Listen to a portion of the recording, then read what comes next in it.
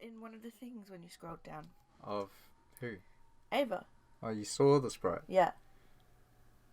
You sure it wasn't like a... It could have been No, it was a definitely... PS3 sprite. What do you mean?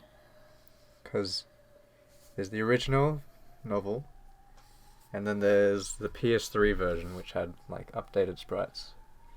And then there's the Steam version, which has its own sprites. Oh. PS3 version has like special scene CG and like voice acting as well. Sprite. Hmm? A voice acting sprite. No, like they read it, like what we're doing. But they've got characters or people voicing each character. Why the heck do people bother watching this on YouTube then? Because it's in Japanese. Oh, I see. There was a group working on making an English kind of audio disc version or something like that. But that's gone dark. We don't know anything about what's going on with them. Maybe they got in trouble. No, like, the author was, like, trying to work with them. Oh. I think something happened in their personal life and they just haven't really gotten back to it or something. I'm not too sure.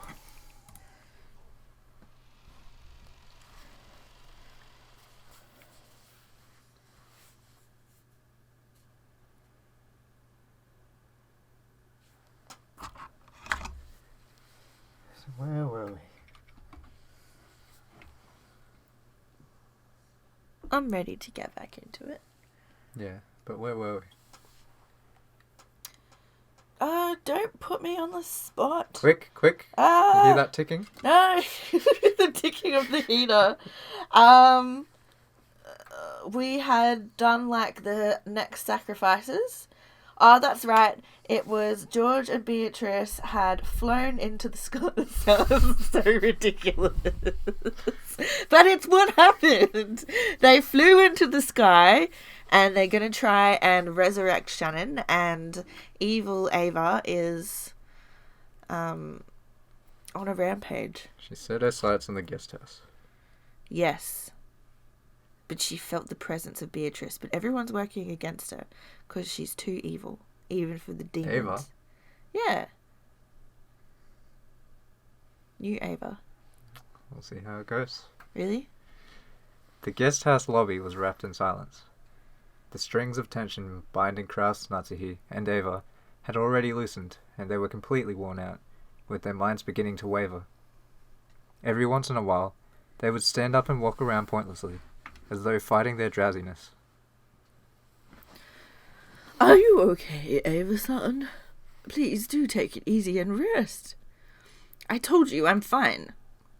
The three of us now are the only adults. There's no time to rest. No matter what the cost, we must guard this place until the end.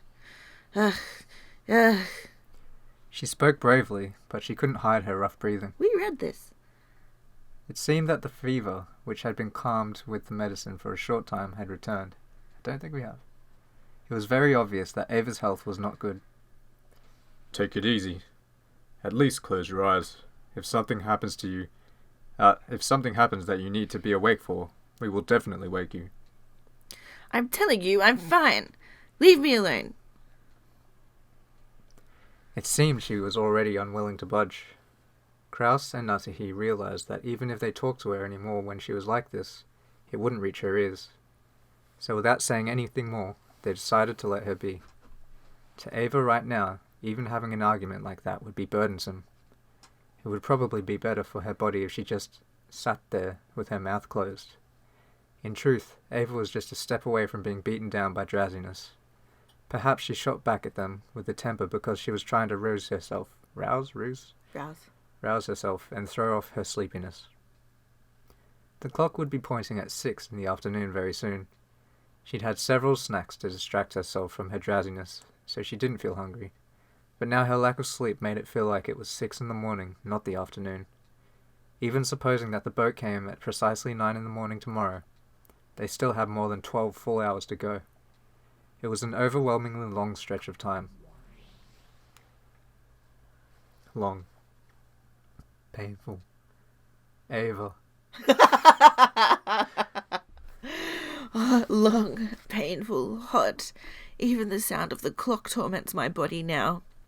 In times like this, when that person puts his hand on my forehead, the fever fades at once. But that person no longer exists. As Ava's mind grew foggy, she was once again gripped by a deep sadness. She had already cried herself dry. Even so, the sadness of losing her beloved husband had not been exhausted. I was wrong. What do you mean? The new witch and Ava were fundamentally the same being. If Ava talked to her, she would always respond. I thought that if I could gain the position of the Ushirimiya family head, that alone would be enough. But then, as soon as I saw that mountain of gold, my greed grew. I was struck by a desire to have that mountain all to myself. That's nothing to be ashamed of. After all, it's your natural right as the Ushirimiya family head. How could you give up even a bit of it to anyone else? I was gripped by that temptation, which is why you were born, while you are a young girl version of me. At the same time, you are also my self-centered evil heart, because of my foolish greed sprouted by that mountain of gold. The shell of the egg that is my heart cracked, and you were born into this world. I am responsible for your birth. In that case, when I killed Rosa and Maria, and then Rudolph, Kirie, and Hideyoshi, you were responsible for that too. Why did you kill my husband too? Why? I don't want to kill Hideyoshi. He was just so annoying and persistent. And that's no, your fault. It's your fault for choosing a husband like that. A child like you cannot understand what made that man so wonderful. Oh dear. What the heck? Our dreams were made real with magic, right? We solved the riddle and the epitaph.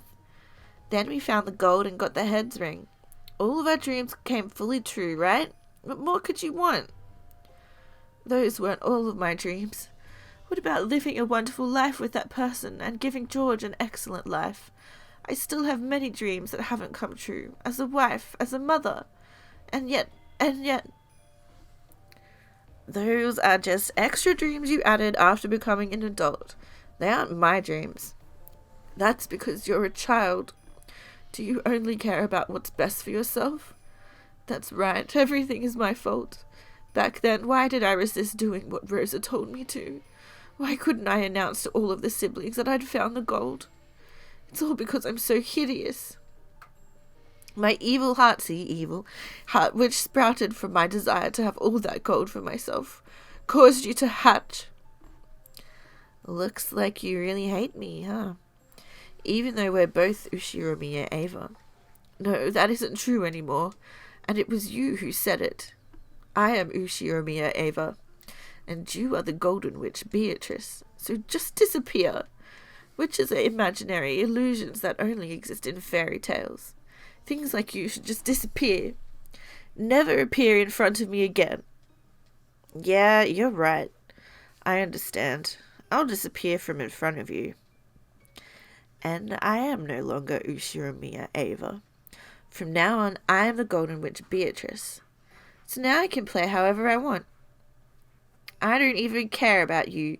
If only you just give up and die. After having a very childlike tantrum, the witch who had once been another Ava vanished. Only Ava was left behind in the darkness, and she questioned herself. Me? I killed them? Did I kill that person? Did I kill him? She could no longer answer that question herself.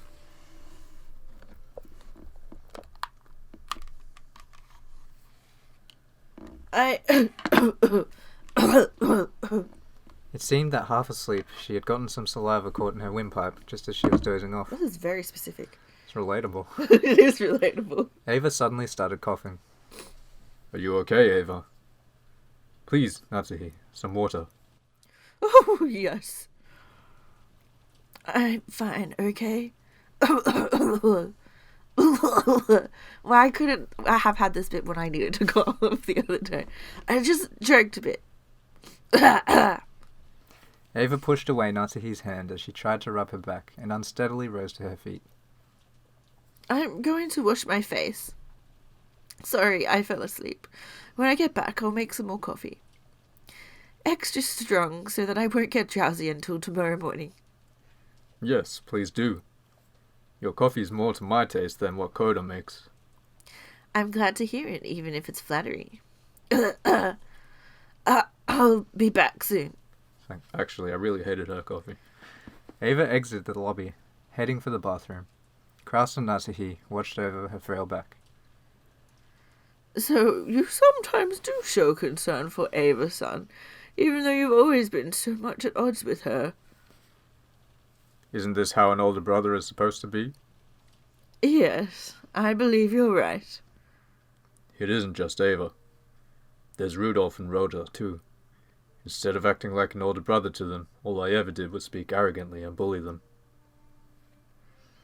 In my own way, I was frantic in my desire to be like father. But I could never match up, and I always vented my feelings on them. But that is no excuse. I probably gave Ava scars so deep that they still have not healed. I regret it, but even if I apologized after all this time, it would do nothing to heal those wounds.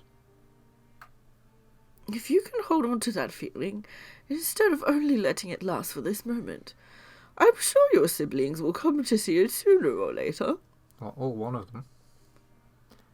Though, by now, Ava is the only sibling I have left. If only you and your siblings hadn't been born into the Ushiomiya family, you might have had a more normal and more fun sibling relationship. That is very surprising coming from Natsuhi, because she's all about, like, the Ushiomiya family. The pride of the pride family, and glory. You mustn't say that.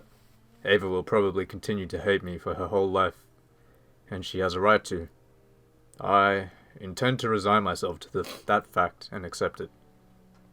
Dear. Ava, I'm sorry. Of course, you don't have to forgive me. Of course I won't forgive you. What are you talking about after all this time? Oh, so now you're feeling guilty. If only you'd just give up and die right now.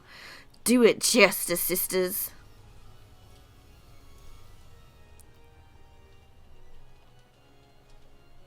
"45. Firing permission received. Reconfirming firing arc. Correcting for weather discrepancies. Data link to 410. 410. Data received. Firing permission confirmed. Firing! Together, the sisters released the magical bowstring they had readied. A beautiful tail trailed behind the gold arrow, and it drew a lovely curve as it flew. It was just like a gold snake.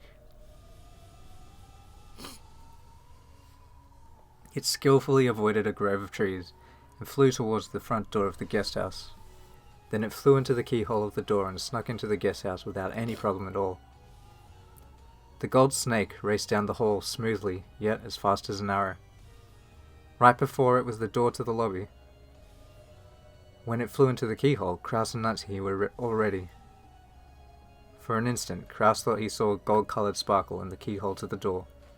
However, at the same time as he strained his eyes to see what it was, that sparkle bent like a whip and attacked, wrapping itself around Kraus's neck.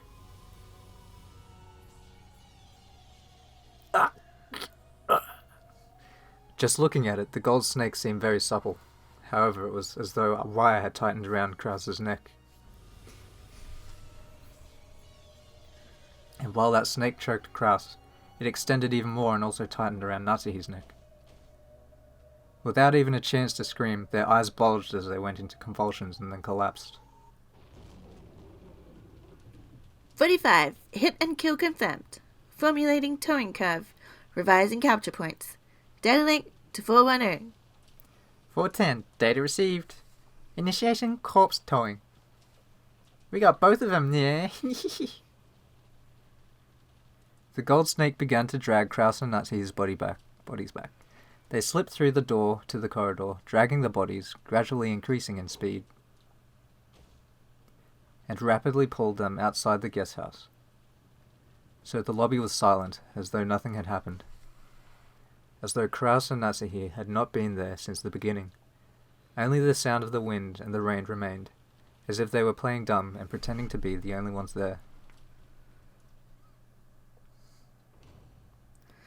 Sorry, I'm fine now. I'll go make some coffee. Ava returned from the bathroom, but no one was in the lobby. Even though they had supposedly been in that sofa until the moment she had choked and gone to the bathroom, they were gone, as if they'd been an illusion from the very beginning. How careless of them. Where did those two go off together? Ava put her hand on the sofa as though acting out a scene from a detective novel. She felt a warmth that meant they'd been sitting there until a short while ago. Maybe they went to do the rounds or something. For the time being, Ava sat down and waited for their return.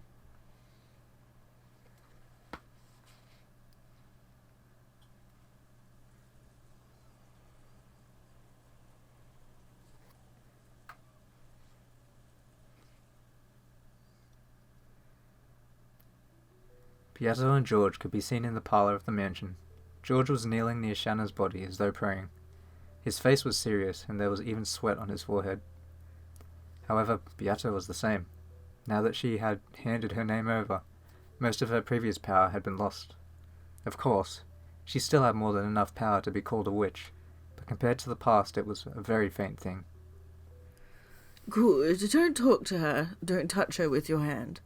Call to her with the voice of your heart, and seek her with the hand of your heart.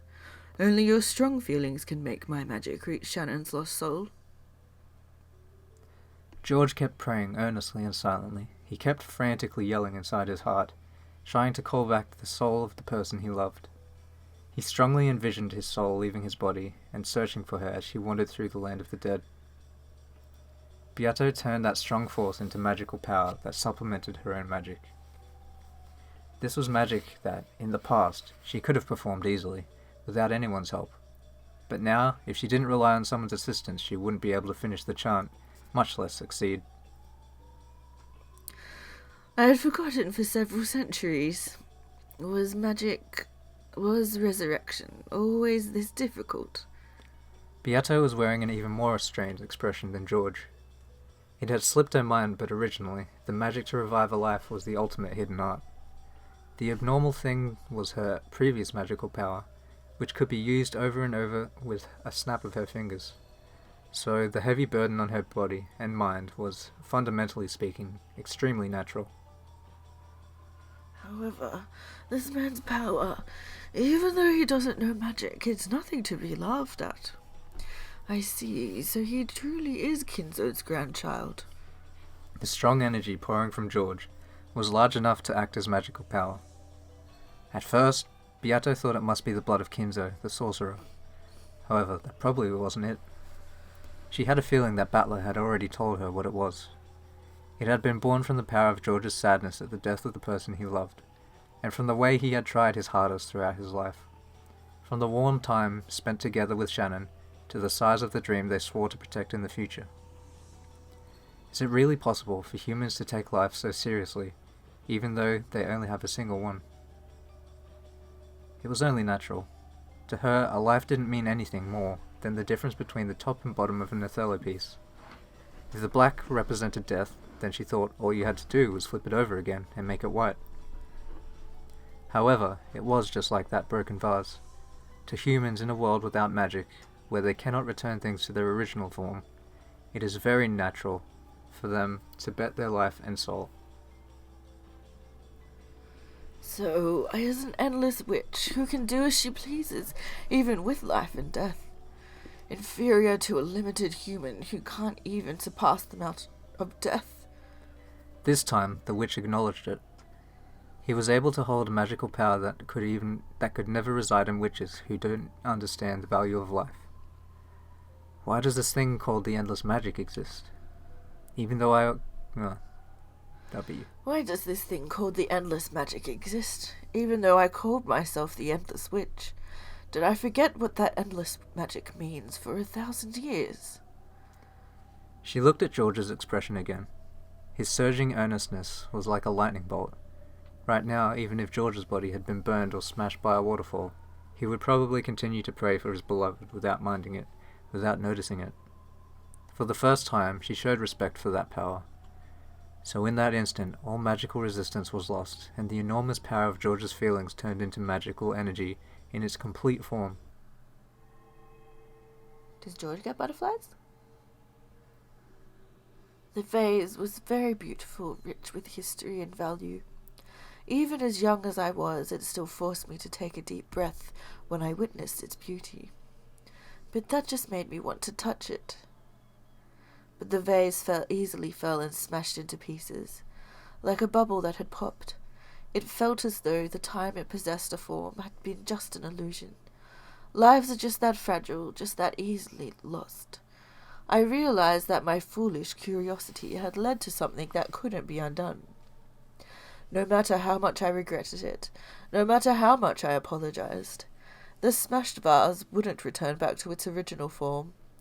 A lost life will not return to normal no matter what happens.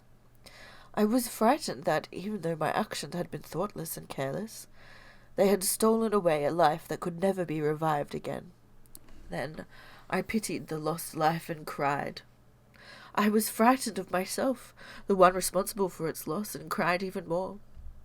I'm sure Grandfather will also cry at the loss of his precious vase. I'm sure that all the people who love Grandfather and see him like that will cry. With the loss of a single life, the whole world can be filled with so much sadness. I cried even more at how terrible that was. Is this was that George? That was Beatrice? We had that scene at the start, remember? Yeah, but why is she referring to... Is she referring to Kinzo as grandfather? Yeah, that's what... When we went at the start... That's why at the start I was like, wait, who is this? Because she was referring to him as grandfather, and I was just like, wait, that doesn't seem right. I'll just go with it. Alright. Beatrice appeared and spoke. Then, milady, let us revive that vase with magic. If that will make everyone happy, the vase and the magic and the spirits will happily lend you their power and return to its original form. Come, milady, close your eyes and chant with me.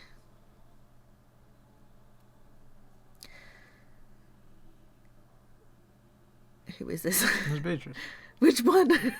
Regular Beatrice. Beato. Come, try closing your eyes, and try to remember. What form did you have? It was surely a very, very beautiful form.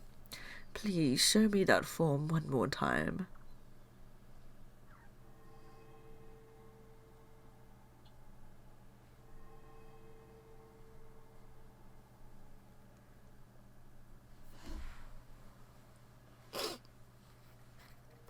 Those words of power knocked forcefully on the door to the land of the dead.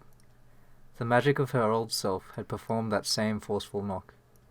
However, doing it that way was horribly violent and earned the displeasure of the peacefully sleeping dead. But this time was different.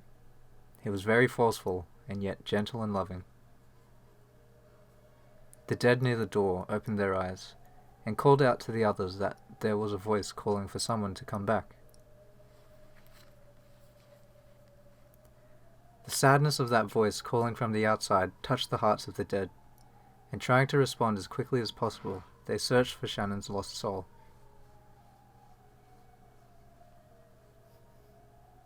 And then, they found it. They found the casket in which Shannon was peacefully sleeping. It truly was Shannon's soul sleeping in the land of the dead. Inside the casket, that was covered with rose flowers frozen with frost, she was sleeping in peace. The dead silently lifted that casket up. While at a glance, it looked like a funeral march, it had the complete opposite meaning. It was solemn, but filled with joy. The long-forgotten dead were made to remember that they were loved after their deaths, and they were all given a warm sense of peace. Then, as though guided by a warm light from the heavens, Shannon's body floated up out of the casket. The dead watched her go. They squinted at that warm light, offering their respect to this unknown member of the living, who had not lost his love for a person even after their death.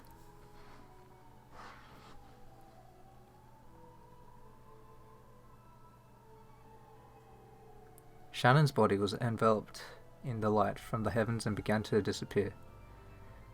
In the jet-black darkness of the land of the dead, the faint flickering of gold butterflies could be seen. It reminded them of the gentle stars in the night sky, which they had long forgotten.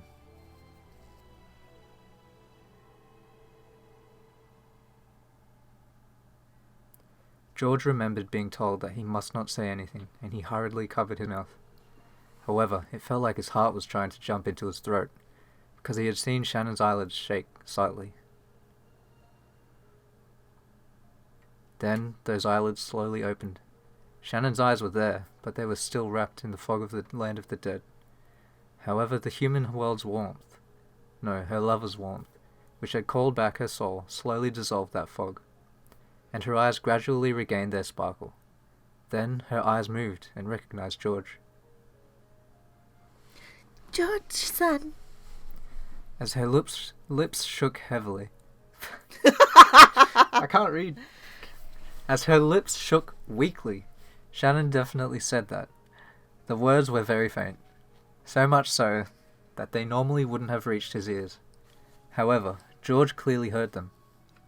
He heard the person he cared for, his fiancée, the one he loved most, and who should have been dead, call his name once again. Shannon, Shannon, do you know who I am? George-san, is this a dream? No, this isn't a dream. Come on, see here. Even if I pinch you, you won't wake up. As George said that, he softly pinched Shannon's cheek. It was how George had always responded in the past, when Shannon had been surprised by something, and had asked if she was dreaming.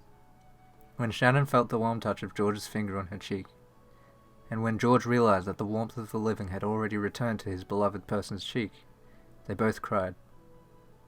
What words should a pair of lovers separated by death celebrate with when they are reunited? The words of the human world are not enough. In short, they had no need of the words of this world. George simply hugged Shannon, who was sitting up without talking. Shannon's strength was still feeble, and putting her arms around George's back took all she had, so George hugged her tightly to make up for that. To stop each other from going once more to a place the other's hand couldn't reach, they hugged each other so tightly and yet so gently. As Shannon's fingers curled around George's back, on her ring finger, the engagement ring George had given her definitely shone. That strong glint certainly wasn't just the sparkle of the diamond. There definitely was a magical power that only two lovers could possibly feel. It was because that strong light existed that they had been able to find her casket in the land of the dead. Beato understood. That ring, no. The feelings of the pair, embodied in that ring, were a miracle made real. In that moment, George definitely used magic. Beato had done nothing more than help him along. That magic had a power that could only reside in those who knew of the importance of life, who knew what it meant to try with all one's might. It was the power of a miracle, one that the endless witch couldn't possibly know of, a miracle that only the power of the finite could give rise to. By now, she had no choice but to accept it. She had to accept that true magic, true magical power, exists in the place furthest away from she who called herself a great witch. Beatrice-sama? She brought you back to life. Thank you, Beatrice. No, I did nothing. What revived Shannon was your magical power. It was your magic.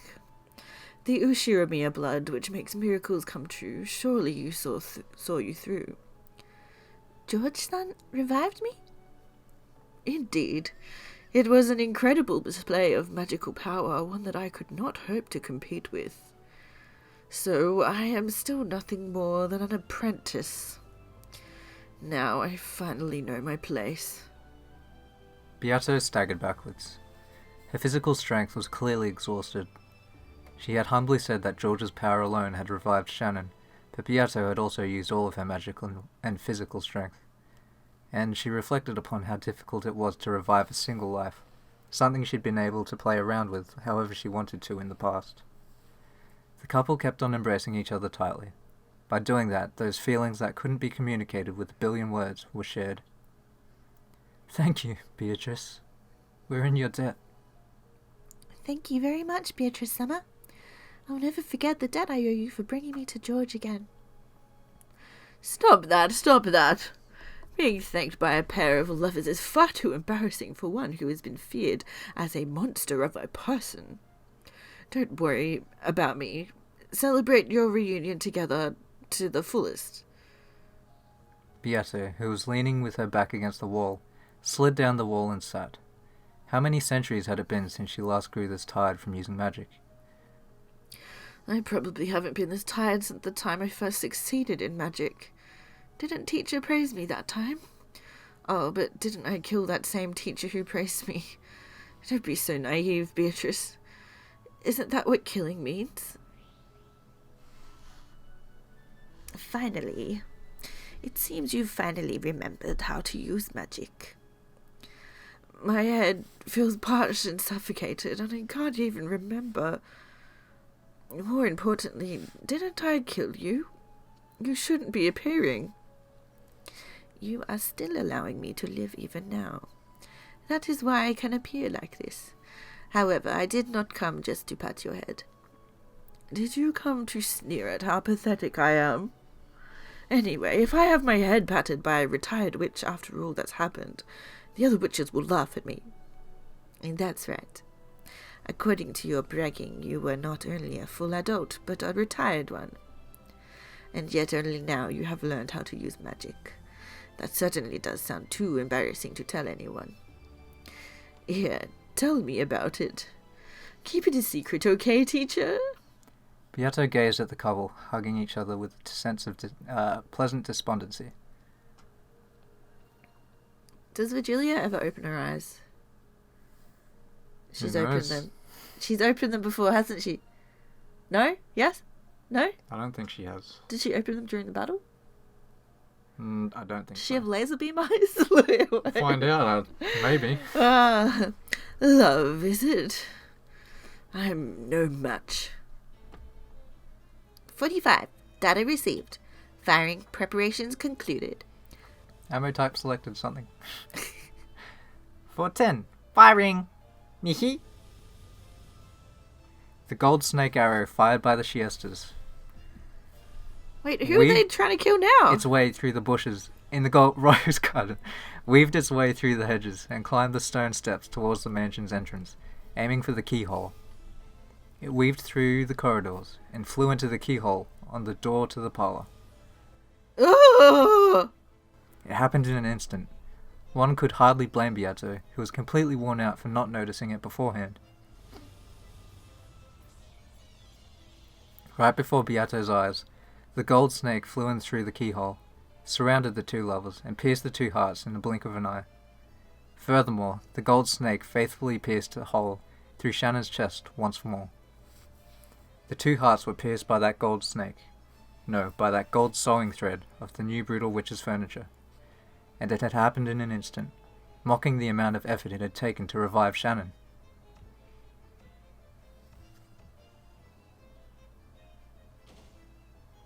Before Beato's shocked eyes, the two fell over and landed on the floor. George, Shannon. Thank you, Beatrice, for letting us meet, even just for a short while. Thank you. George spent his last breath, thanking Beato, and died alongside the one he loved.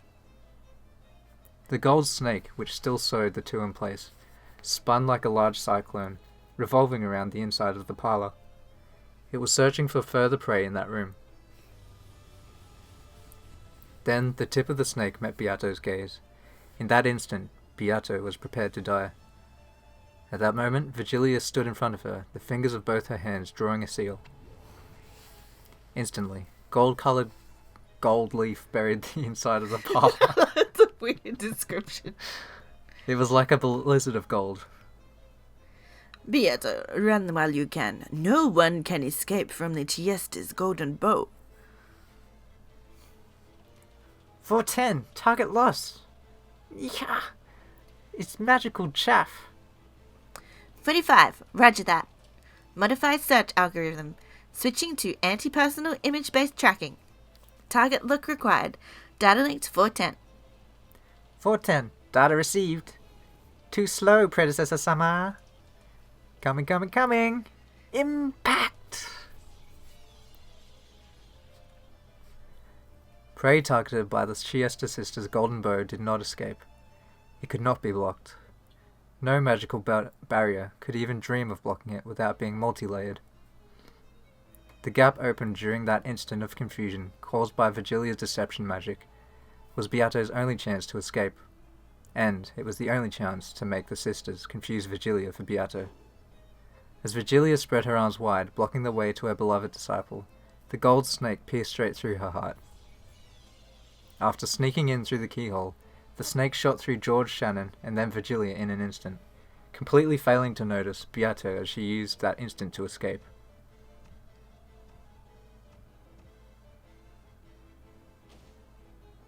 As soon as Virgilia saw that Beato had gotten away, she died. Wasn't she already dead? Yeah, died again. The strength left her body, and like gold dust drifting with the wind, her form was erased. Beato completely erased all traces of her magical power, became gold butterflies and passed through the wall, escaping to the wind and rain outside. Damn it, damn it, damn it. You cow, you big fat cow! Beato felt regret from the bottom of her heart. Why? Because she had been attacked by the new witch? Probably not. Of course, she hated losing her teacher.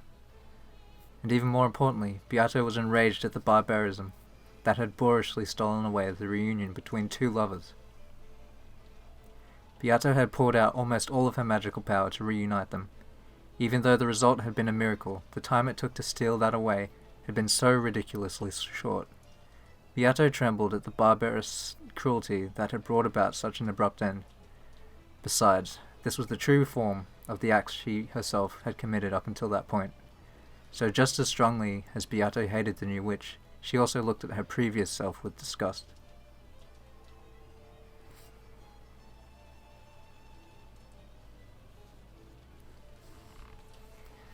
But now she had to escape. If she was targeted next, she probably would lose her life. To think that a chess player had descended thinking they were like a god, only to be attacked by the pieces.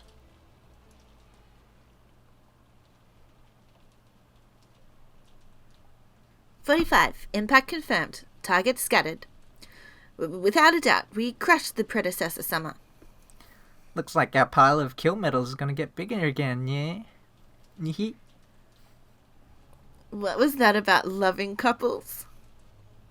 You get to enjoy tearing the two apart by death, reuniting them, and then tearing them apart again, right? And all along with that, I get to say goodbye to that damn fussy old hag. Runaway, you don't have any complaints, right? I do not, Beatrice Summer. That person interfered with the ceremony of the witch's epitaph, you see. She revived a sacrifice from the first twilight without permission, obstructing my ceremony. She's got no right at all to complain. Yeah. But it sucks that she didn't leave a corpse behind. And I thought I'd be able to torture that old hag to death over and over again, endlessly. Yeah.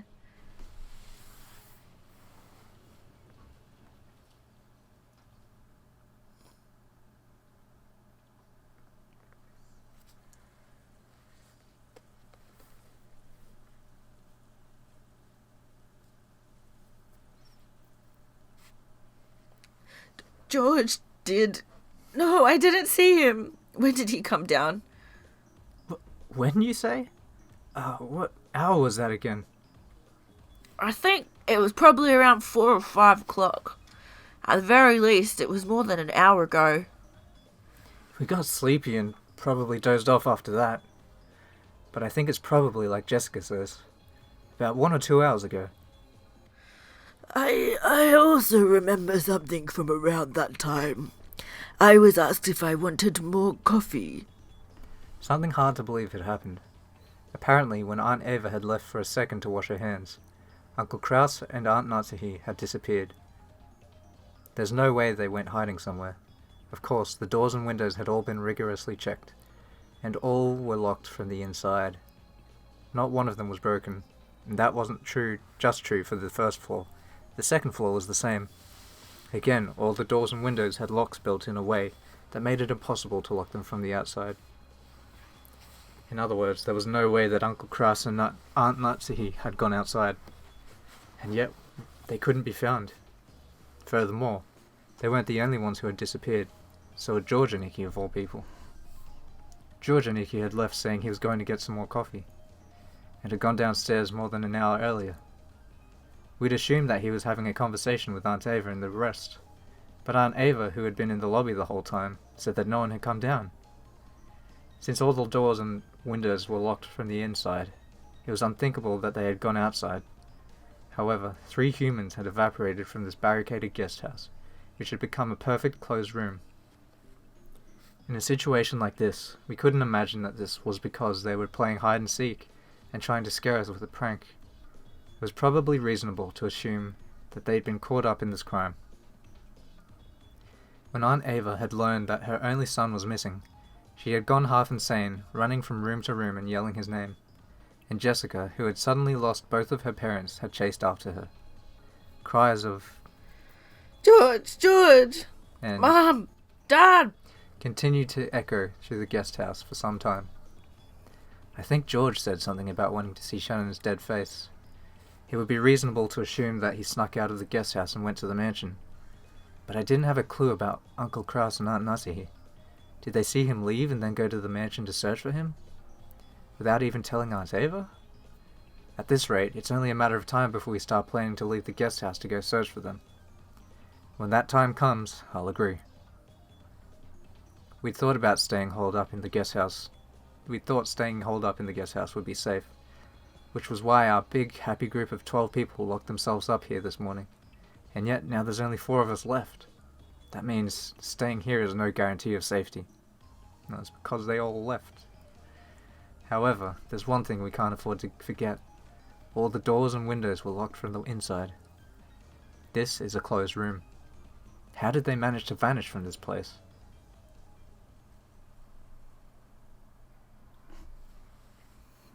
How? We searched around thoroughly. However, we couldn't find any traces of someone hiding. The 3 of them had almost certainly been taken outside the guest house. I wonder how it was done. You don't think there might be something like a hidden door? A hidden door? The doors and the windows were built in a way that makes them impossible to lock from the outside. Even using a fish line, it would probably be impossible with the way they're constructed. So it may be reasonable to assume they left via something other than a door or window. You're right. That does make logical sense. No one can be sure that no hidden doors exist. However, before leaping to that conclusion, I suspect a much simpler possibility. And what would that be? For some time, Battler had been opening windows, opening shutters, and checking outside, repeating this for each window. This window's pretty quiet. I see. Unlike the other windows, because of how the building's shaped, the wind doesn't blow into this one. It appears that way. It feels strange that no wind or rain comes in, even though there is so much of it outside.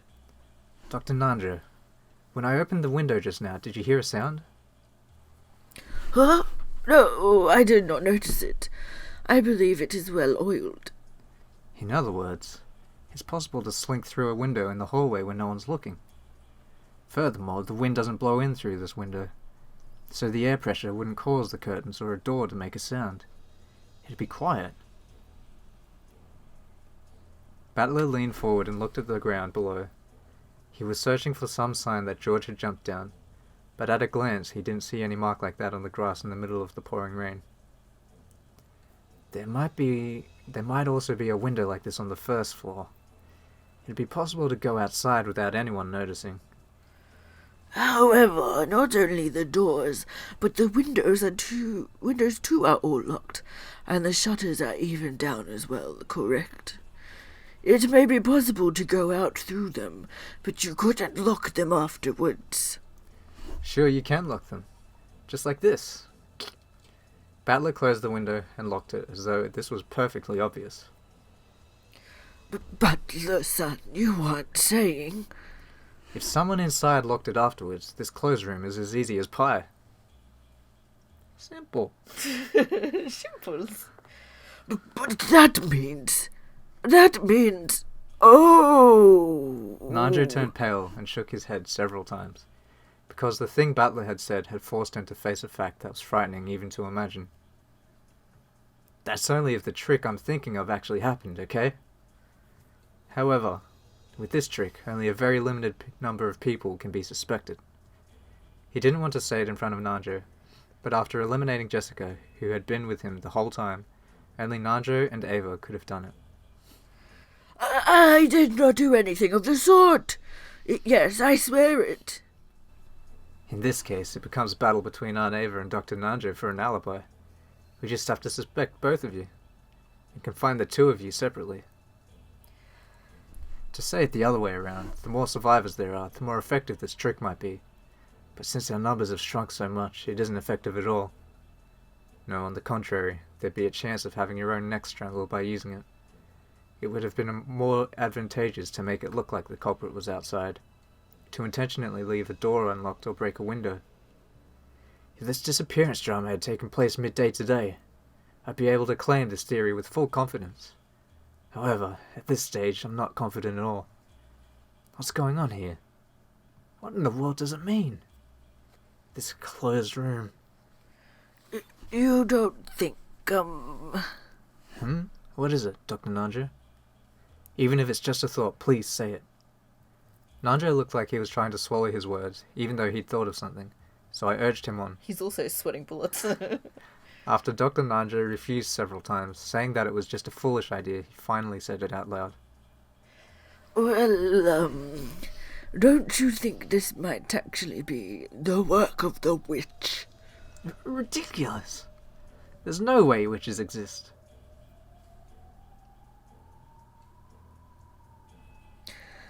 The witch is trying to make her case to us.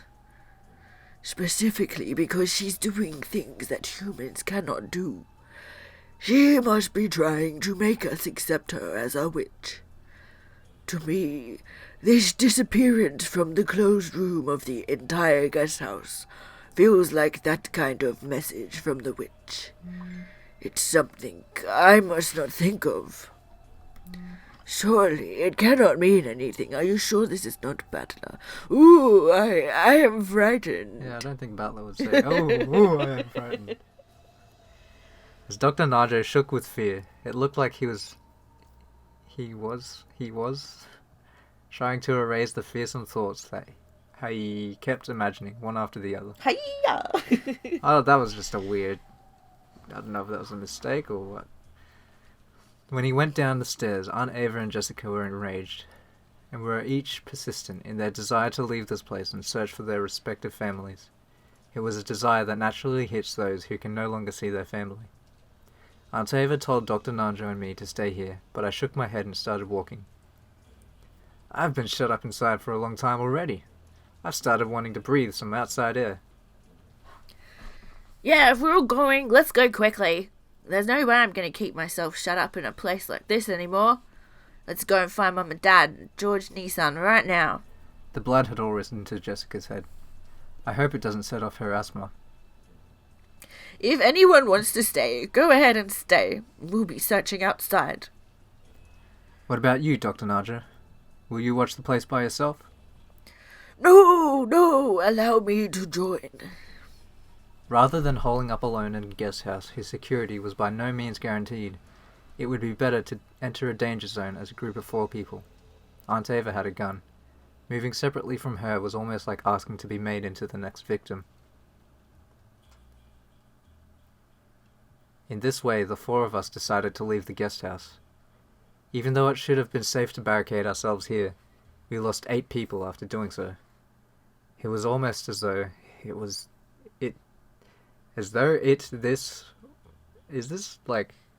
that make sense to you? It was almost as though this was a holding cell from which the sacrifices could be killed one after another. Oh no. Mistake? We removed the chain, unlocked the front door and opened it. It was already pitch black. While there were some lights outside that dimly lit the pathway, they didn't have enough power to pierce the darkness that some suspicious person might be hiding in. I'm going. If you fall behind, you're on your own, okay? Still holding her gun, Aunt Ava dashed out without an umbrella. What's with these people wanting to get sick? Jessica followed after her. After glancing at each other, Dr. Nigel and I chased after them. What in the world is happening in this mansion, on this island? I've just been shut up in the guest house with the rest of the cousins since yesterday, so I don't know anything about what's going on inside. Just what is happening that I don't know about? Outside this room, in the mansion, on this island. Everything is happening, everything is proceeding, and everything is ending without my knowing it. Somewhere in my heart I've already started giving up. Most likely, not one of us will see tomorrow morning. When the seagulls cry, nobody will be left alive. Umineko. What's that? 6? 3, 4 past 6?